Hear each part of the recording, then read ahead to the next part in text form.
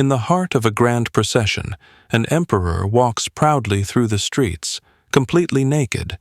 His people cheer, not because they admire his garments, but because they fear the truth. Only a child dares to speak the obvious. But he has nothing on. We know this tale as a whimsical fable by Hans Christian Andersen, first published in the early 19th century. But this story is far older than we think. What if the emperor's new clothes is not just a cautionary tale, but a pattern repeating across human history? A curse that has haunted rulers and civilizations for over 3,000 years? It might surprise you to learn that Hans Christian Andersen didn't invent the emperor's new clothes. In fact, he borrowed it. The version we know today, the proud ruler, the invisible clothes, the silent crowd, is just the latest retelling in a long chain of stories stretching back over 3,000 years. To understand where it all began, we have to go back to the ancient world, a time when kings ruled by divine right, when truth was dangerous, and when flattery was a matter of survival. The earliest known version of this tale doesn't come from Europe at all.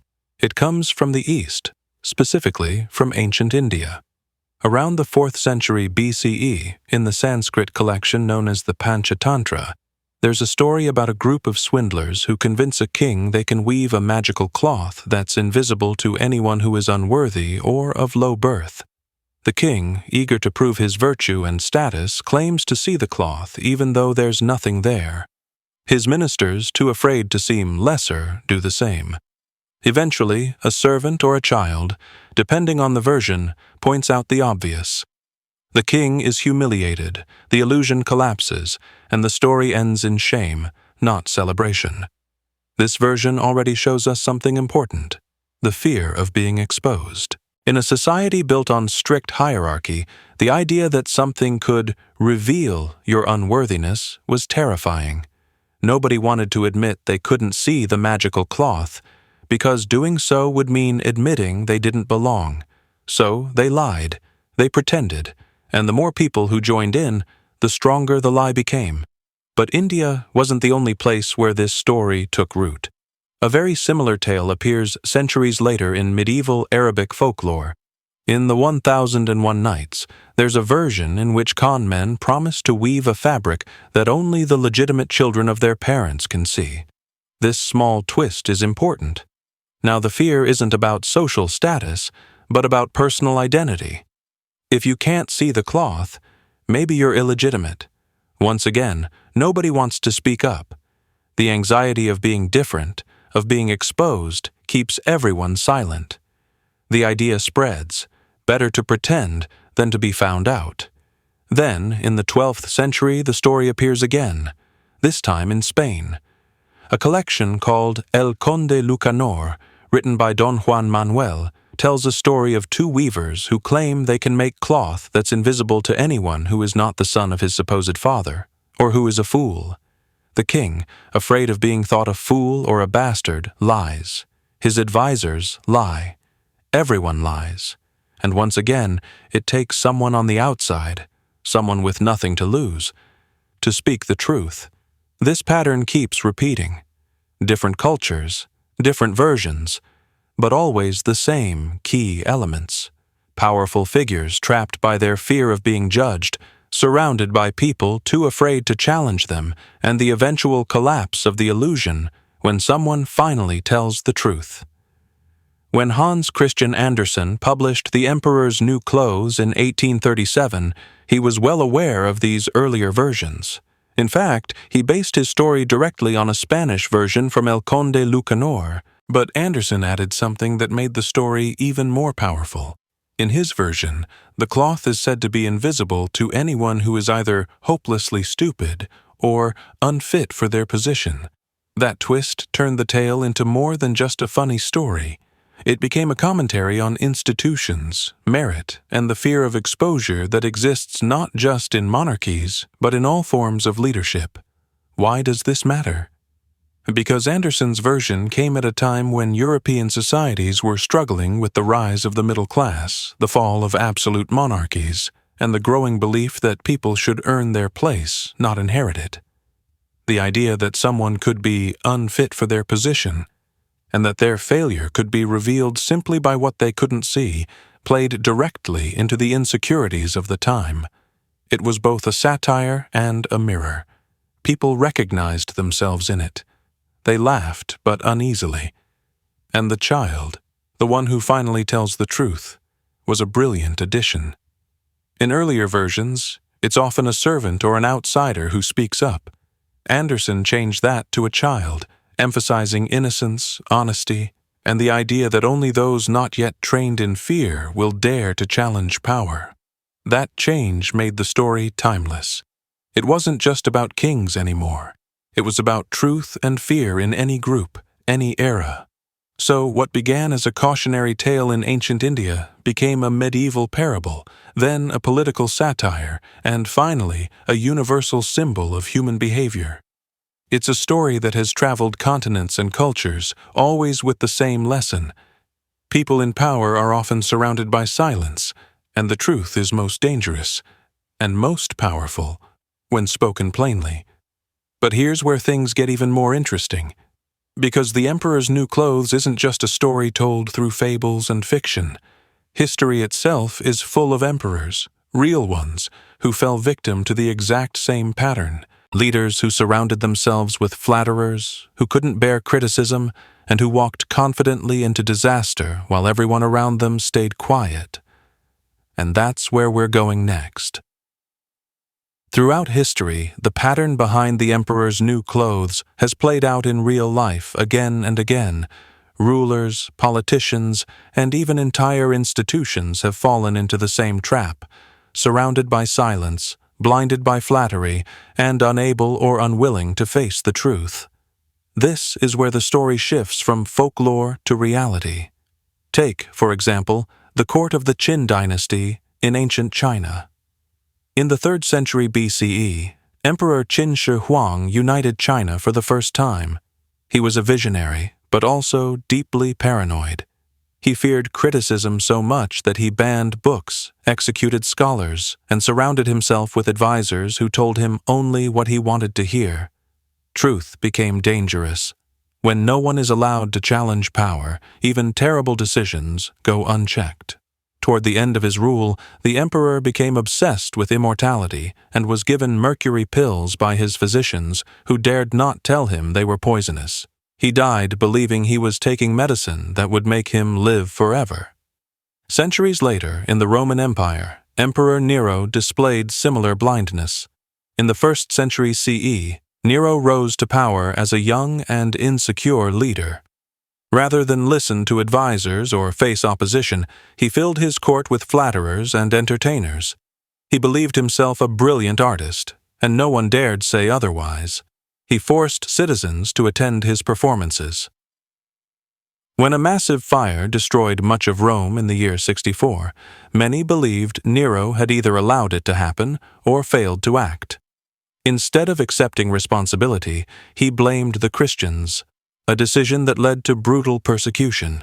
His inability to see the truth and the silence of those around him eventually pushed the empire into chaos. His reign ended in suicide after his own army turned against him. This pattern isn't limited to ancient history. In the 20th century, the world saw it again during the rule of Joseph Stalin in the Soviet Union. Stalin created a culture of fear so intense that even his closest allies were afraid to tell him the truth. During the 1930s, his policies caused a man-made famine in Ukraine known as the Holodomor, which killed millions. Local officials, terrified of punishment, falsified production numbers and denied that people were starving. Stalin, isolated from reality, believed the lies. The truth was buried under layers of silence. By the time it reached him, if it ever did, it was too late. The same thing happened in Nazi Germany. Adolf Hitler, obsessed with control and loyalty, dismissed anyone who disagreed with him. By the time World War II began in 1939, his inner circle was filled with yes men. Bad news was filtered. Critical voices were silenced. As the war turned against Germany, Hitler continued to issue impossible orders, convinced of victory long after it was clearly out of reach. One general after another knew defeat was coming, but very few dared to confront him. They feared not just for their careers, but for their lives. The result was disaster, not just for Germany, but for the entire world. Even in the modern era, the same pattern continues. In the 1970s, during the rule of the Shah of Iran, a growing number of people were unhappy with rising inequality and political repression. But the Shah lived in a carefully constructed bubble. His advisors downplayed the unrest. His media painted a picture of success. By the time protests exploded into revolution in 1978, it was too late to respond. The monarchy collapsed, and the Shah fled the country. He never fully understood how much his people had suffered, or how badly he had been misled. In the United States, the Vietnam War is another example. For years, government officials knew that the war was not going as planned, but publicly they claimed progress. Presidents from Lyndon B. Johnson to Richard Nixon feared political fallout if they admitted failure. The truth was hidden not just from the public, but sometimes from within the government itself. In 1971, a government analyst named Daniel Ellsberg leaked the Pentagon Papers, documents that revealed years of deception. The public was shocked, not just by the war, but by how long the truth had been buried. The pattern is not always about war or politics. It can happen in business, science, or culture. In the early 2000s, the energy company Enron collapsed in one of the biggest corporate scandals in history. Executives created fake profits, pressured employees to stay quiet, and ignored warnings from within. Investors kept buying in, trusting the illusion. When the truth came out, billions of dollars were lost, and thousands of people lost their jobs.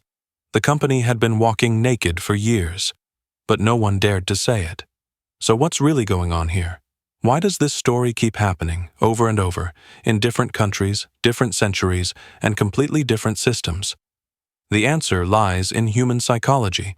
People in power often surround themselves with others who are afraid to speak up. It's not always intentional. Sometimes leaders want honest advice, but those around them fear consequences. They play it safe. They praise. They flatter. They avoid uncomfortable truths. And the more power a person has, the more isolated they become. Eventually, they're living in a fantasy, one built not just by their ego, but by the silence of everyone around them. And it doesn't just affect leaders.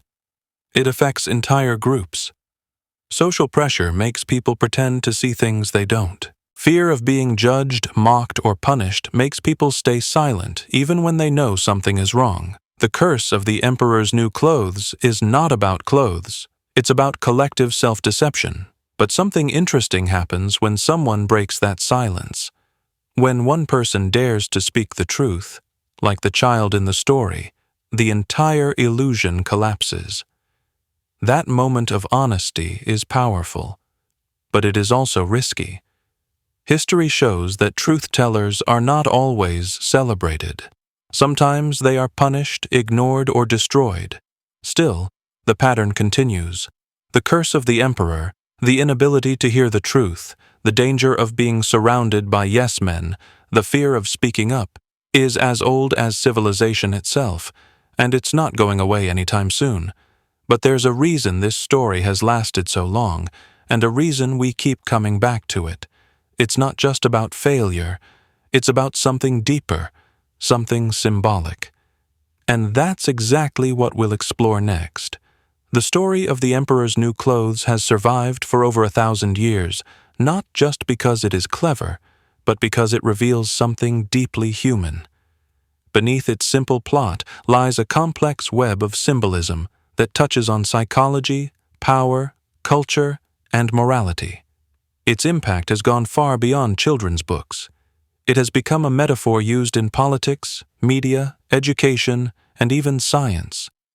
One of the clearest messages in the story is about the fear of isolation. People often go along with things they do not believe in, not because they are fooled, but because they are afraid of being the only one who sees things differently. The emperor's subjects do not actually see invisible clothes. They pretend.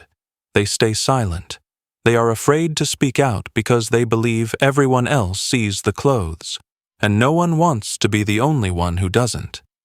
This is a powerful example of what psychologists call social conformity. In the 1950s, psychologist Solomon Asch conducted a famous experiment.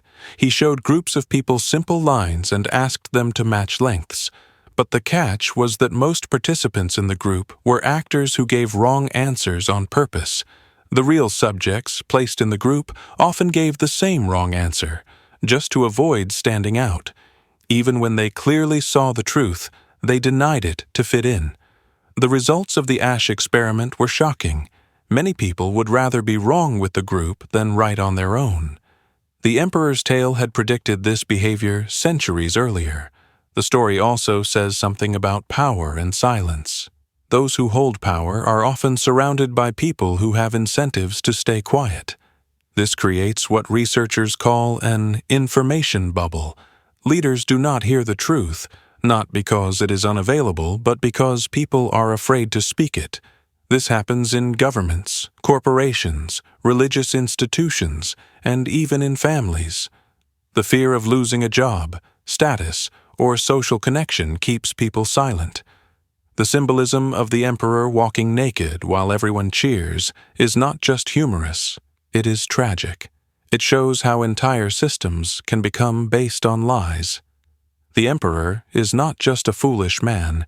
He is a symbol of any authority figure who loses touch with reality. The tailors are not just tricksters. They are those who profit from deception. The crowd is not just passive. They are a mirror of society's unwillingness to challenge power. Different cultures have interpreted the story in their own way. In Western societies, especially during the Enlightenment period, the story was often used to criticize monarchy and blind obedience. It was a tool to promote reason, evidence, and the idea that no one, no matter how powerful, is above question. In this context, the child who speaks the truth becomes a symbol of reason and clarity. This interpretation shaped the way the story was taught in schools, often as a lesson in critical thinking and honesty. In Eastern cultures, similar tales carry related but sometimes more collective meanings. In Japanese folklore, for example, there is a concept known as tatame and hon.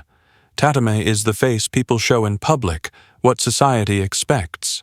Hone is the private truth. The tension between these two is central to many stories and social dynamics in Japan. While not identical to the Emperor's Tale, the theme of public illusion versus private truth runs deep. In Chinese history, the Confucian tradition placed strong emphasis on loyalty, harmony, and respect for hierarchy. However, Chinese philosophy also recognized the importance of truth-telling, especially the role of scholars and advisors who were expected to speak honestly to the emperor, even at great risk. The classic story of remonstrating ministers, those who dared to challenge the emperor, reflects a cultural struggle between obedience and integrity. In this way, the Emperor's Tale fits naturally into a much broader global conversation about truth and power. In modern times, the emperor's new clothes has become a shorthand for calling out hypocrisy, lies, or mass delusion. Politicians are accused of emperor's new clothes moments, when they appear out of touch with reality. In journalism, the phrase is often used to describe media bubbles or public figures whose flaws go unchallenged. In science, it has been used to highlight moments when a theory or idea is blindly accepted without real evidence, simply because everyone else accepts it. One striking example comes from the world of finance. In the early 2000s, a handful of investors realized that the American housing market was based on unstable high-risk loans. But when they spoke up, they were ignored. Everyone believed the market was strong. No one wanted to hear otherwise. Banks, regulators, and investors all acted as if the clothes were real. Then, in 2008, the entire market collapsed, revealing that the warning signs had been there all along. The financial crisis became another case of collective denial, driven by fear, greed, and silence. The story's influence is also visible in art and literature. Writers and filmmakers have used the tale's structure, a respected figure being exposed by a simple truth, in works ranging from political dramas to comedies. The core idea is so flexible that it can be applied to almost any setting: a corrupt institution, a broken relationship, a dishonest workplace. The theme always resonates because the fear of truth and the relief when it is finally spoken is something almost everyone understands. Even in personal life, the story holds weight. People sometimes pretend to believe things they don't, to avoid conflict, to protect someone's feelings, or because they worry about standing out. Whether it's staying silent about a bad decision, pretending a relationship is fine, or agreeing with something just to fit in, the Emperor's tale reminds us how easily we can become part of a shared illusion. And then there is the child, the one who speaks up. In the story, the child has no power, no title, no special insight, just honesty. The child's voice breaks the spell not because it is loud, but because it is true. That moment, when illusion meets reality, is the heart of the story's power. It reminds us that truth does not need authority to be real, and it also reminds us how rare and how brave that kind of truth-telling can be. So what does all this mean today? Why does a story first told in ancient India, reshaped in medieval Spain, and made famous in 19th century Denmark still matter now? Because the curse hasn't gone away. It is still with us, in politics, in media, in companies, in classrooms, and in our own lives. The fear of truth, the danger of silence, the power of one honest voice. These forces are just as strong now as they were thousands of years ago. And that brings us to the end of this story, or maybe its beginning. The emperor still walks, the crowd still cheers, and somewhere, a child is still waiting to speak. The only question is, will we listen?